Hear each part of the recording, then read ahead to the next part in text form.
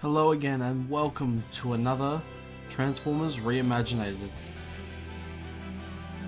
I hope you stick around to the end of the video. Today's episode we have Blaster as the Nissan Cube. Now on the Discord, my first alternators photo that I posted in the arts chat was of Soundwave as the Toyota Ruckus. And I thought the Cube was a good comparison slash competitor to Soundwave's vehicle. So I hope you enjoy the video and the way that Blaster turned out. Would love it if you stick to the end of the video and leave any feedback or comments in the comment section below to help me out and improve on my drawings. So thank you, and let's get straight into it.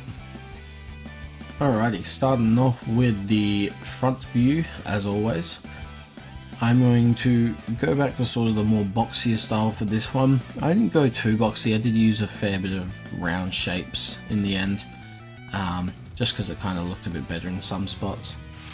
But I do think that the car mode itself came out a bit like a little Tykes car, but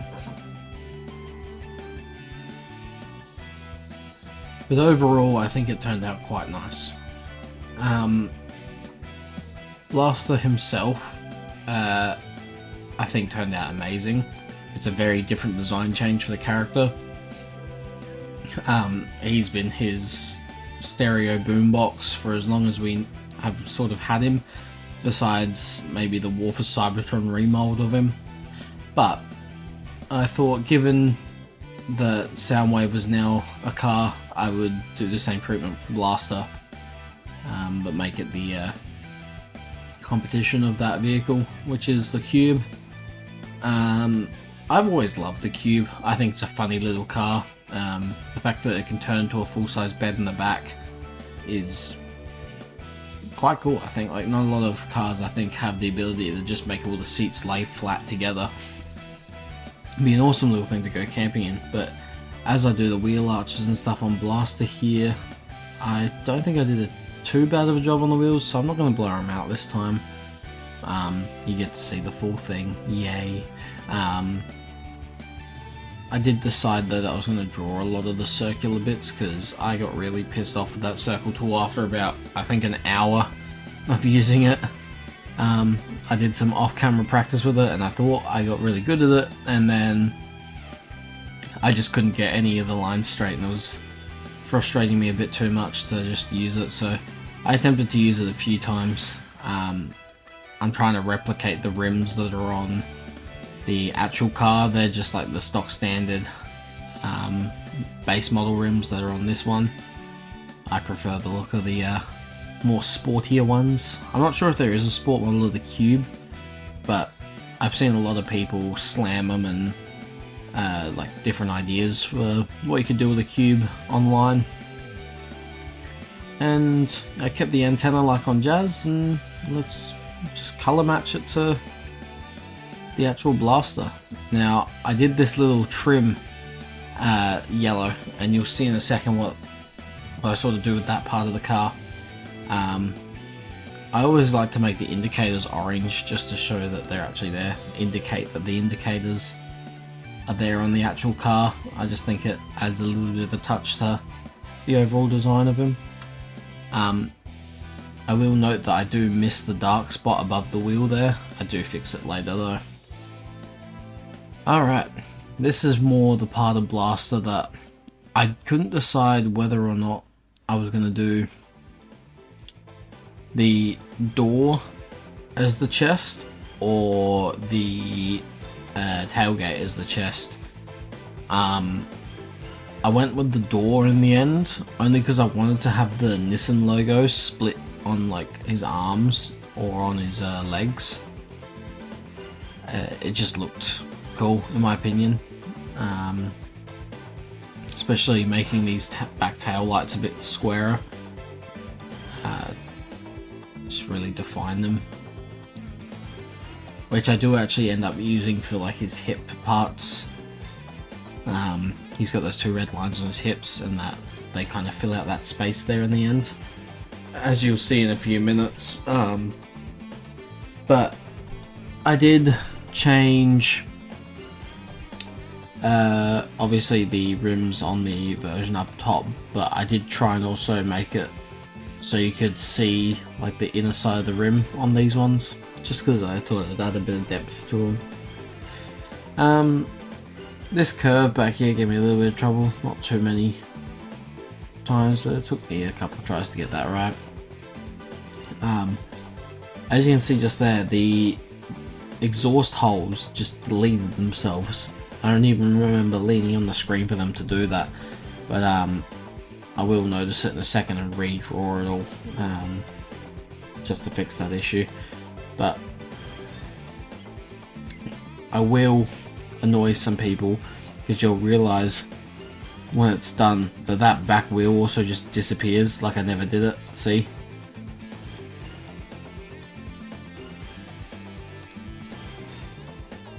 And then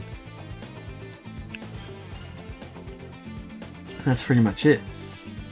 The back's always the more simpler part.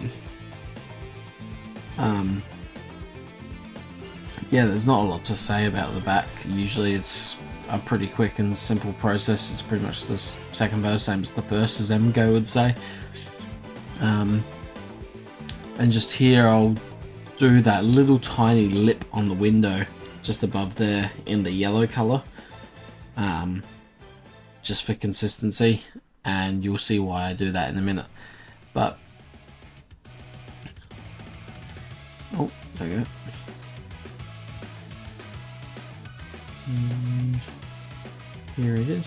Yeah, so I just followed this curve of the window and made it run up the side a bit, because there's that detail on the regular car.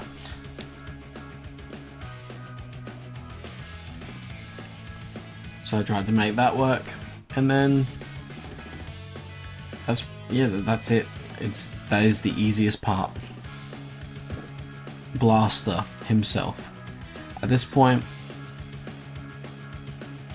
I was using a 75% post-correction tool, so sometimes the lines would be a little bit curved. It wasn't a bad thing. I just realised that when I tried to draw heaps of lines straight, and they were a bit wonky when I would zoom out. Here's those little tail lights as those little hip markers. I don't know what you would call those. There's some decorative squares on his hips, but I turned them into the indicators, brake lights and reverse lights from the rear end of the car. They don't make any sense being there, but I thought it would be a cool spot to fill in the area. That little red square on his chest is also going to become the number plate holder, and I'm just going to connect a fog light to the side of it. And here's where I did the door to window sort of thing over his chest. And this was probably the best part. I really like the way that this chest piece turned out. I even kept like his little eject tape pieces, just because. Added him with a bit of a smirk, because we never actually see Blaster with a serious face. He's always quite happy and ready for battle, always excited for something new.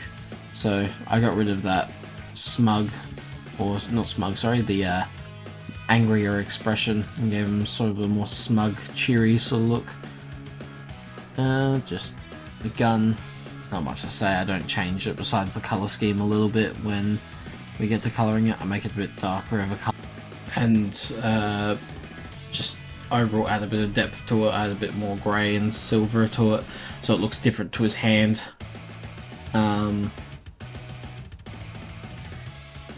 Yeah, this is another one of the easy parts where it's pretty self-explanatory. Just copy the original piece that he's holding and then don't really change it. I always don't know whether I should change the weapons or not.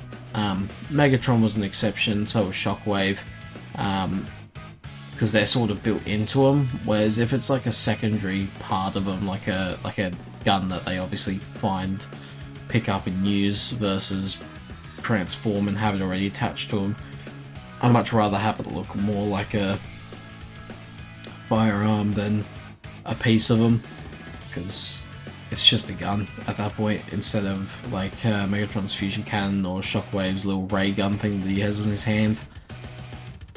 So here's what I was talking about with the split Nissan logo. I took the grille of the car and kind of split it up over the leg. Now, I did struggle with making the grille look good on the leg. I tried this grid pattern technique, and ultimately I just got really frustrated with it and got rid of it. And then started from scratch again on the other side too. Just going with a standard method of, I don't know, well, it's standard for me to just draw multiple lines and then be like, yeah, you know what, that's good enough. But clearly in this case I wasn't very happy with the way I'd done a lot of the lines. I think I just completely ignored it for a few minutes because I just got frustrated with it. Alright, here we go. And now I'm just going to draw just the indicators. I wasn't going to draw any of the other square bits, just because I didn't want to. I couldn't make the grill look as nice as I wanted it to be. And then I don't draw these red circles in his ankles there, because I don't even know what they are to begin with. I know they're just probably a style thing. Get rid of the boombox handle on his leg there. I did keep that little on-off switch square that's on his leg. And then just filling in the rest of the lines on him.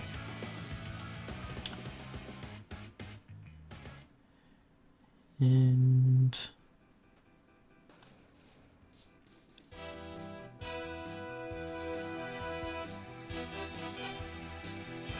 I did attempt to put a wheel on this side, but I don't think it didn't turn out as good as I thought it would, so I ended up leaving it. I added wing doors to his back as well, so that's pretty cool.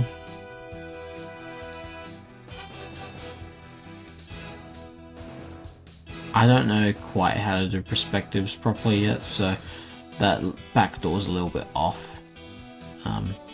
But you get the idea about where it is and how it's there. And I'm just going to colour match him to most of the parts. I do change a fair few colours here and there just to spice it up a little bit.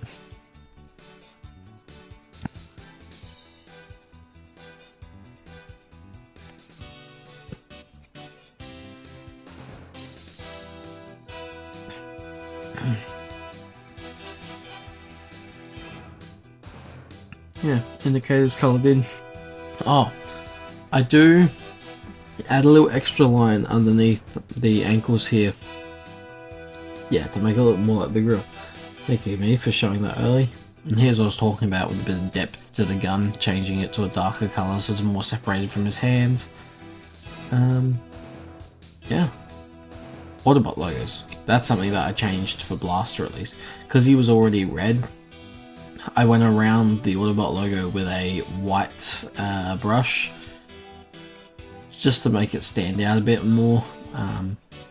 I really like the way that it turns out, so I might do it for the rest of them. It's weird, it kind of added like an animated style look to him, which I thought it was cool. It's definitely a different style for me.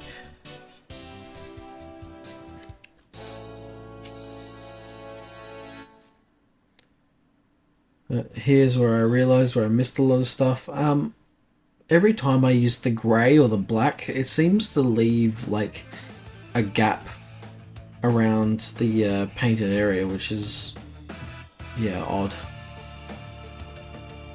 Because it should just fill to the line, but I guess there's like a weird transparent edge to the black lines. Here's the finished product.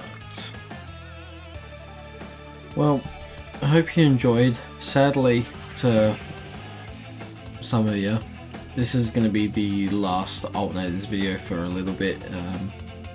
Just only because I don't feel like it's getting the push that it needs.